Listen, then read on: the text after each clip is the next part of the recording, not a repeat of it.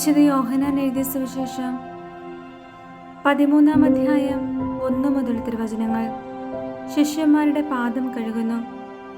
ഈ ലോകം വിട്ട് പിതാവിന്റെ സന്നിധിയിലേക്ക് പോകാനുള്ള സമയമായി എന്ന് പെസഹ തിരുനാളിന് മുമ്പ് യേശു അറിഞ്ഞു. ലോകത്തിൽ തനിക്ക് സ്വന്തമായുള്ളവരെ അവൻ സ്നേഹിച്ചു, അവസാനം വരെ സ്നേഹിച്ചു. അത്താഴ സമയത്ത് പിശാച് ശിമയോന്റെ പുത്രനായ യൂദാസ്കറിയാത്തയുടെ മനസ്സിൽ യേശുവിനെ ഒറ്റിക്കൊടുക്കുവാൻ തോന്നിച്ചു. പിതാവ് സകലതും തൻ്റെ കരങ്ങളിൽ ഏൽപ്പിച്ചിരിക്കുന്നുവെന്നും താൻ ദൈവത്തിൽ നിന്ന് വരികയും ദൈവത്തിങ്കിലേക്ക് പോവുകയും ചെയ്യുന്നുവെന്നും യേശു പറഞ്ഞു.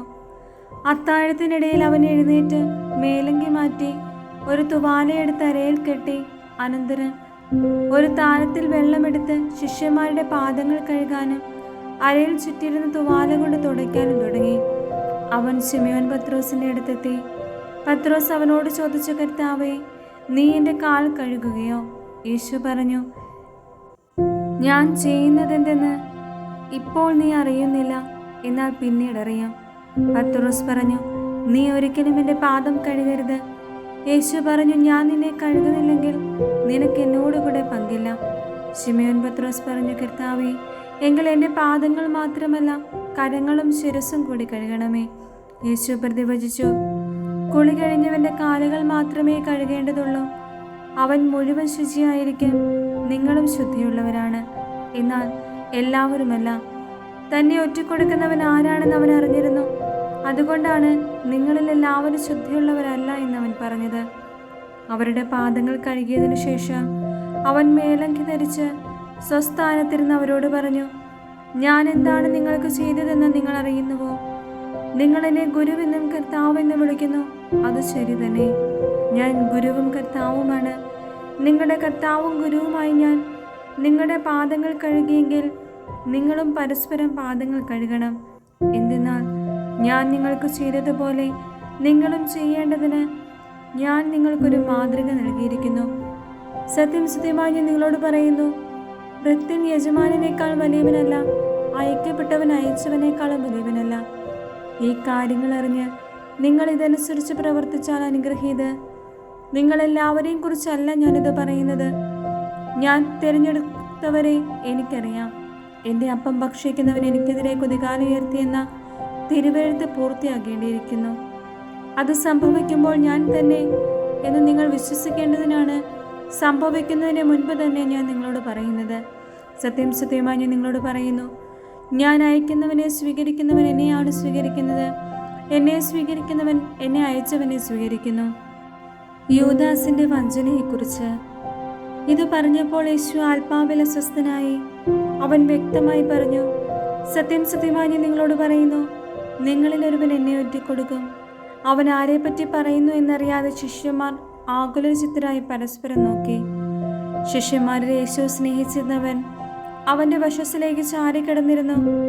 ശിമയോൻ പത്രോസ് അവനോട് ആംഗ്യം കാണിച്ചു പറഞ്ഞു, അവൻ ആരെപ്പറ്റി പറയുന്നുവെന്ന് ചോദിക്കുക. യേശുവിന്റെ വശത്ത് ചേർന്ന് കിടന്നുകൊണ്ട് അവൻ ചോദിച്ചു, കർത്താവേ, ആരാണത്? അവൻ പ്രതിവചിച്ചു, അപ്പകഷ്ണം മുക്കി ഞാൻ ആർക്ക് കൊടുക്കുന്നുവോ അവൻ തന്നെ. അവൻ അപ്പകഷ്ണം മുക്കി ശിമയോസ്കറിയാത്തയുടെ മകൻ യൂദാസിന് കൊടുത്തു. അപ്പകഷ്ണം സ്വീകരിച്ചതിനെ തുടർന്ന് സാത്താൻ അവനിൽ പ്രവേശിച്ചു. യേശു അവനോട് പറഞ്ഞു, നീ ചെയ്യാനിരിക്കുന്നത് വേഗം ചെയ്യുക. എന്നാൽ ഭക്ഷണത്തിനിരുന്നവരിൽ ആരും അവനിത് എന്തിനു പറഞ്ഞുവെന്നറിഞ്ഞില്ല. പണസഞ്ചി യൂദാസിന്റെ പക്കലായിരുന്നതിനാൽ നമുക്ക് തിരുനാളിന് ആവശ്യമുള്ളത് വാങ്ങുക എന്നോ ദരിദ്രർക്ക് എന്തെങ്കിലും കൊടുക്കുക എന്നോ ആയിരിക്കാം യേശു അവനോട് ആവശ്യപ്പെട്ടതെന്ന് ചിലർ വിചാരിച്ചു. ആ അപ്പക്കഷ്ണം സ്വീകരിച്ച ഉടനെ അവൻ പുറത്തുപോയി. അപ്പോൾ രാത്രിയായിരുന്നു. പുതിയ പ്രമാണം. അവൻ പുറത്തുപോയി കഴിഞ്ഞപ്പോൾ യേശു പറഞ്ഞു, ഇപ്പോൾ മനുഷ്യപുത്രൻ മഹത്വപ്പെട്ടിരിക്കുന്നു, അവനിൽ ദൈവവും മഹത്വപ്പെട്ടിരിക്കുന്നു. ദൈവം അവനിൽ മഹത്വപ്പെട്ടുവെങ്കിൽ ദൈവം അവനെ തന്നിൽ മഹത്വപ്പെടുത്തും, ഉടൻ തന്നെ മഹത്വപ്പെടുത്തും. എൻ്റെ കുഞ്ഞുങ്ങളെ, ഇനി അല്പസമയം കൂടി ഞാൻ നിങ്ങളോട് കൂടി ഉണ്ടായിരിക്കും. നിങ്ങൾ എന്നെ അന്വേഷിക്കുമെന്നാൽ ഞാൻ യഹൂദരോട് പറഞ്ഞതുപോലെ ഇപ്പോൾ നിങ്ങളോടും പറയുന്നു. ഞാൻ പോകുന്നിടത്തേക്ക് വരാൻ നിങ്ങൾക്ക് കഴിയുകയില്ല. ഞാൻ പുതിയൊരു കൽപ്പന നിങ്ങൾക്ക് നൽകുന്നു, നിങ്ങൾ പരസ്പരം സ്നേഹിക്കുവിൻ. ഞാൻ നിങ്ങളെ സ്നേഹിച്ചതുപോലെ നിങ്ങളും പരസ്പരം സ്നേഹിക്കുവിൻ. നിങ്ങൾക്ക് പരസ്പരം സ്നേഹമുണ്ടെങ്കിൽ നിങ്ങൾ എൻ്റെ ശിഷ്യന്മാരാണെന്ന് അതുമൂലം എല്ലാവരും അറിയും. പത്രോസ് ഗുരുവിനെ നിഷേധിക്കും. ശിമിയോൻ പത്രോസ് ചോദിച്ചു, കർത്താവേ, നീ എവിടേക്ക് പോകുന്നു? യേശു പ്രതിവചിച്ചു, ഞാൻ പോകുന്നിടത്തേക്ക് ഇപ്പോൾ എന്നെ അനുഗമിക്കാൻ നിനക്ക് കഴിയുകയില്ല, എന്നാൽ പിന്നീട് നീ അനുഗമിക്കും. പത്രോസ് പറഞ്ഞു, കർത്താവേ, ഇപ്പോൾ തന്നെ നിന്നെ അനുഗമിക്കാൻ എനിക്ക് കഴിയാത്തത് എന്തുകൊണ്ട്? നിനക്ക് വേണ്ടി എൻ്റെ ജീവൻ ഞാൻ ത്യജിക്കും. യേശു പ്രതിവചിച്ചു, നീ എനിക്ക് വേണ്ടി ജീവൻ ത്യജിക്കുമെന്നോ?